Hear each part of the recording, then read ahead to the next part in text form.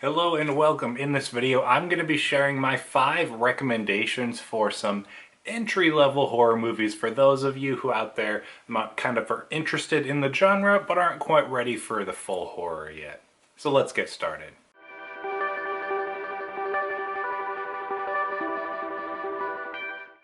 Welcome once again, my name is Austin and this channel is all about helping you to dig deeper and go further to better understand faith and film and everything that's in between. If that's exciting to you, make sure you click that subscribe button down below so you don't miss out on any future content.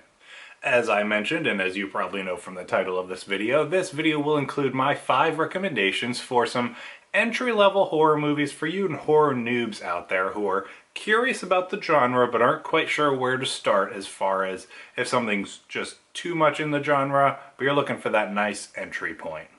I do want to let you know that there will be a bonus if you stick around to the end of this video. I'm going to give you some fall movies that aren't scary at all. So even if at the end of this video you go through all of my picks and you're like, I still don't want to see any of those because I'm that much of a noob to horror, I'm going to give you a number of just fall movies that will put you in that fall mood and won't scare you at all. My first pick is going to be 10 Cloverfield Lane, and kind of my criteria for a number of these are they movies my wife would watch? Because she has zero interest in the horror genre, but this is one that she actually quite likes.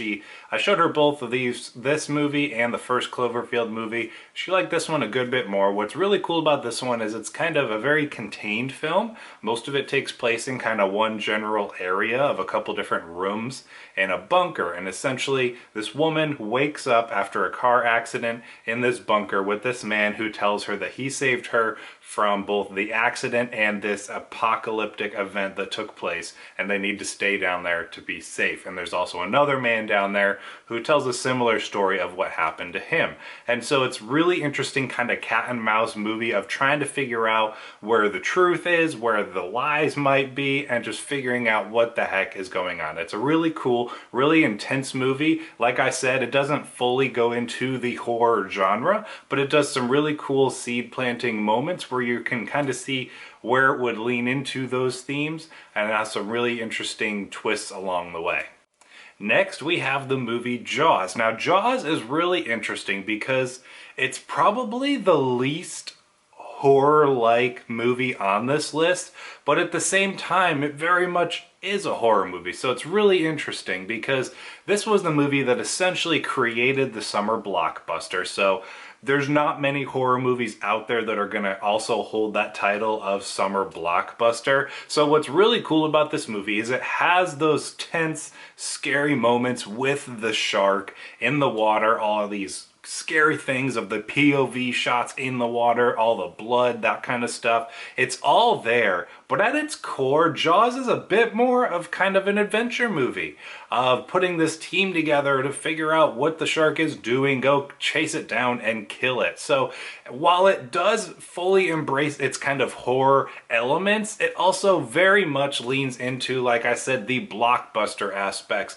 the adventure aspects of this movie. So it has a really excellent balance. It's both thrilling and fun, and since it came out in the 70s, still makes people scared to go into the ocean. So it definitely falls into a bit of a horror category, but I think it's a great entry point for someone who's looking for something that isn't fully in that genre and still has the fun, adventurous spirit of a summer blockbuster.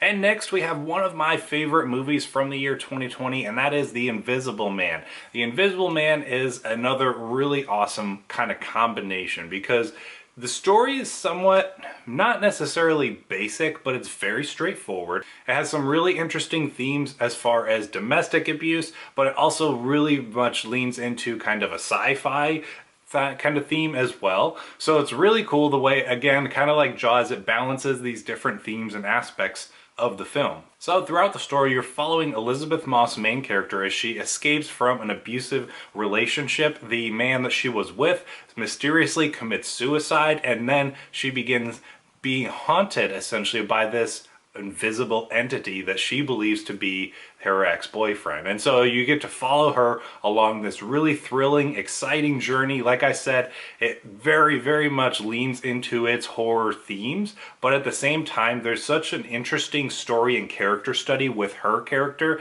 that you're so invested in. It has those thrilling, tense moments, but it's a really good story at the core too that I really enjoy. And again, and from a filmmaking perspective, there's some awesome practical stunts and action that they did throughout this one. The effects are really cool, some fight sequences, really interesting, really well done stuff for not a lot of money that was put into this movie. So it's a great one just all around. Next, we have Jordan Peele's Get Out. And the reason I want to recommend this one is because it's a great movie, obviously. And what's really cool about this one is this guy, Jordan Peele, the director and writer of this movie, came from comedy originally. And from what kind of has been said recently, some of the best comedians do the best horror, and this is definitely no exception and a perfect example of that in practice. So the reason I'm recommending Get Out as kind of an entry-level horror movie is for maybe the first 2/3, 3/4 of the movie, it's more of a mystery with a lot of thriller elements, but you're more following along with these kind of odd, sometimes unsettling things that are taking place and figuring out what's going on behind the scenes. So most of this movie doesn't necessarily fit within that horror genre. It's more of a mystery thriller, but then in that last kind of piece of the film, it fully embraces that. So do be prepared that it does go fully into kind of the horror route,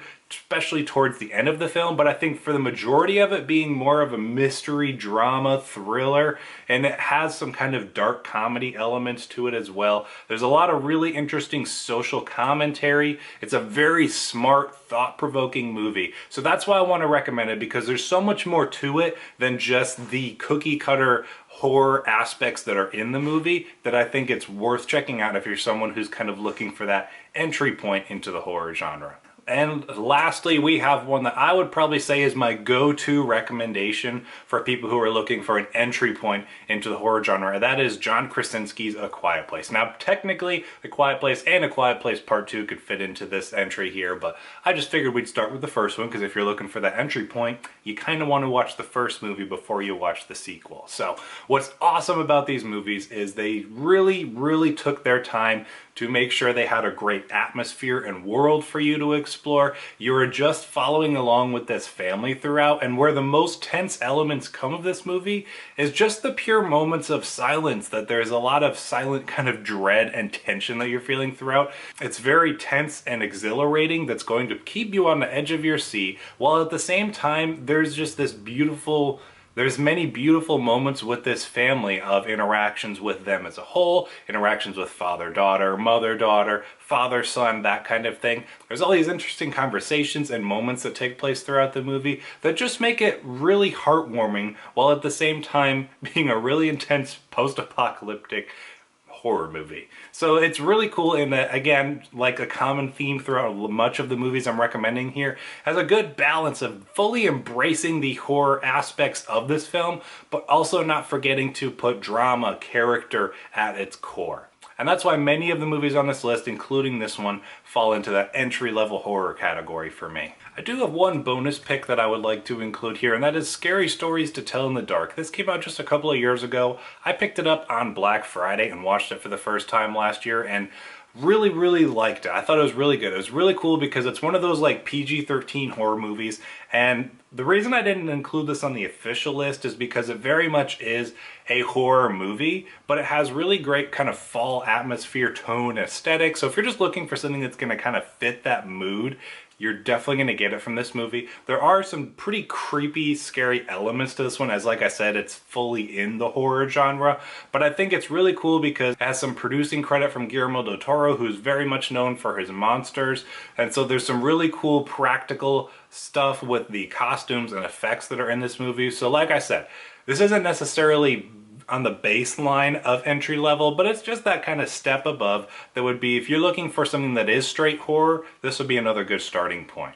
And now, as promised, if any of those movies still sound too scary for you to check out, I got a few non-scary fall movies to get you in the mood for this season. First, Fantastic Mr. Fox. This movie is absolutely beautiful. It is a stop motion film done by Wes Anderson, and it just, everything is so colorful with the fall foliage within the movie. It's about foxes and all these animals. It's a beautiful, charming story, a really cool one. We also have Good Will Hunting, and this movie is really cool because if you're looking for that just picturesque New England fall, this is the movie you're looking for, because it's an absolutely gut-wrenching, beautiful story while at the same time taking place in the city of Boston in the fall. So if you're looking for that aesthetic and something that's just going to really warm your heart, a great story, Good Will Hunting's for you. Next, if you're looking for an exciting, fun, and wild thriller, this Knives Out is going to be your cup of tea. Again, kind of takes place in this